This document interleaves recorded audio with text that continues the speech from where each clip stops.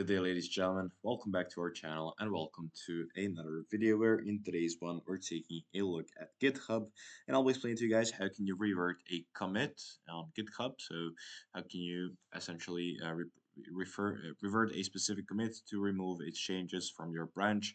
So here I've opened up an article that kind of closely explains the idea of reverting your commits. First of all, on the left hand side of sidebar of your branches, you will go into the history.